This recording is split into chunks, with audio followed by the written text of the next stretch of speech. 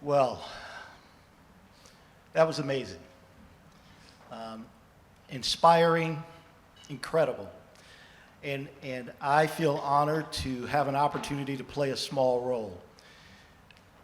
I understand very clearly that at this moment, you've heard some amazing stories, some incredible triumphs, some gifts that have turned into futures for people who didn't believe they would have one. And knowing that, I better be pretty good, especially since I stand between you and the door. Okay. Whether I am or not, I do want to take a moment to clarify something. So throughout the morning, people have been saying to me, "Oh, this is wonderful, nice job." I want to be really clear. This morning, the organization of it, the planning of it, doesn't happen without our executive director of our foundation, Karen Kuhn. So let's give her a round of applause.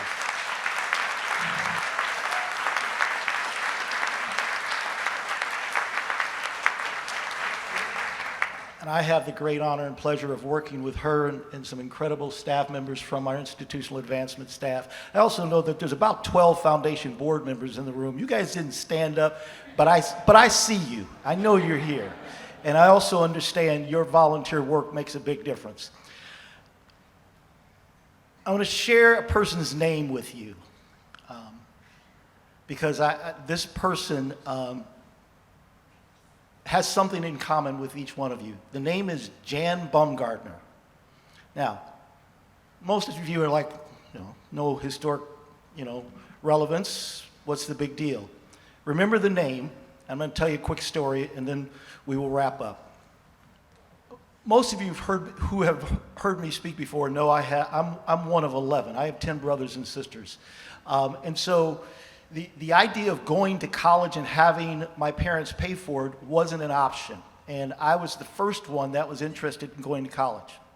So I got a visit from a college recruiter when I was in high school, and it was from North Central College. I got really excited. It's the first time I thought, wow, I could actually go to college. There's a college interested in me. This is good. And I was a decent student.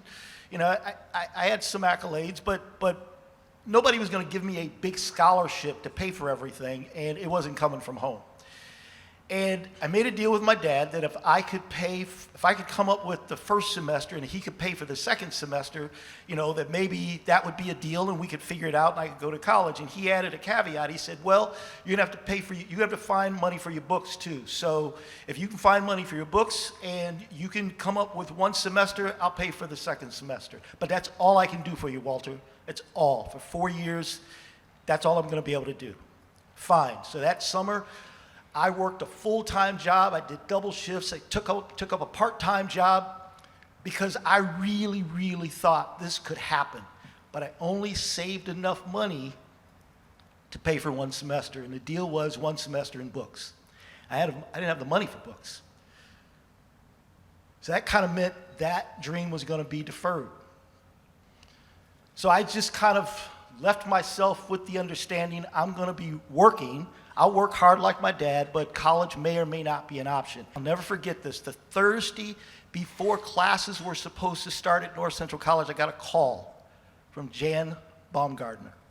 And she said, hey, I noticed that you didn't come to the summer orientation. Are you still planning on coming to college?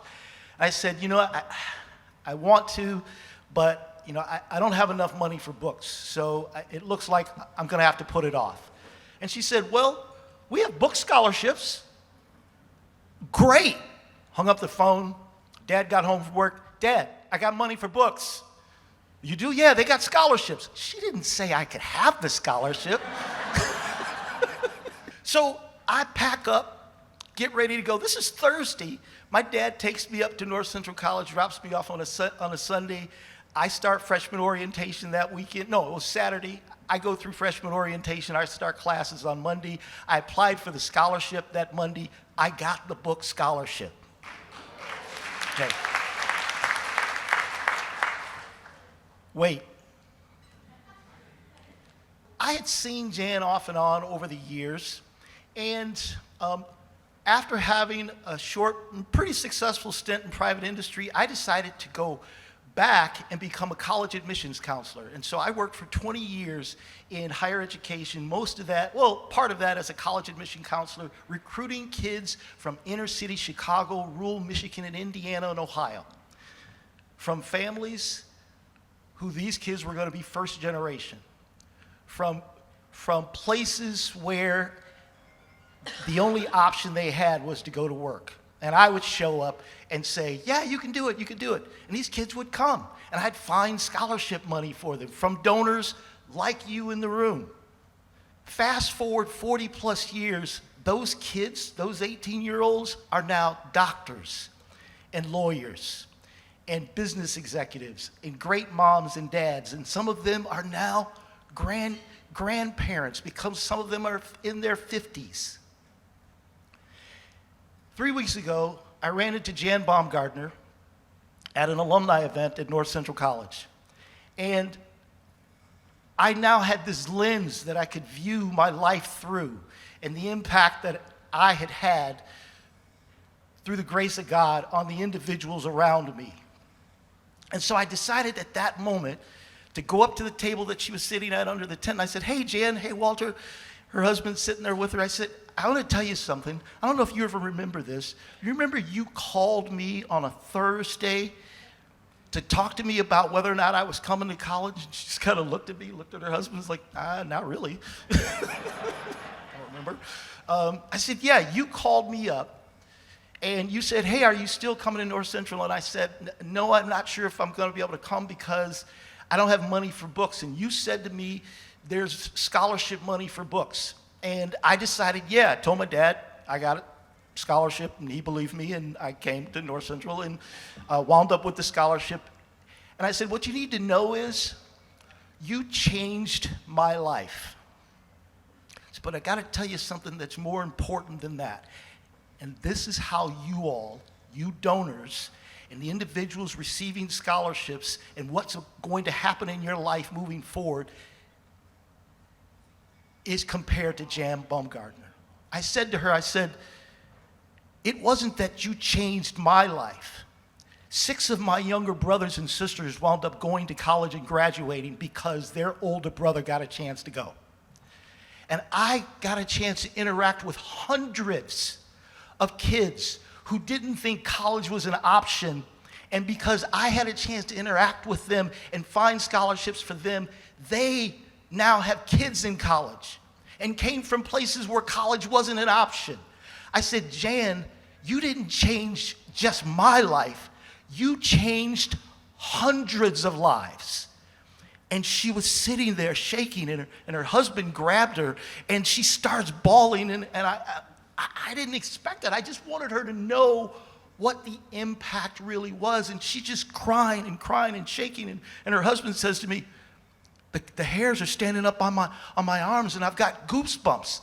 I said, I just wanted you to know that it wasn't just one life. Ladies and gentlemen, we all have an opportunity to change the world. But when we think of how big the world is, we can't put our arms around that as a possibility. So don't think of it that way. Think if your scholarship, donor, if your scholarship changes one life, that life will touch hundreds. And if we keep doing this collectively, we will change the world. And that's what we celebrate this morning. God bless.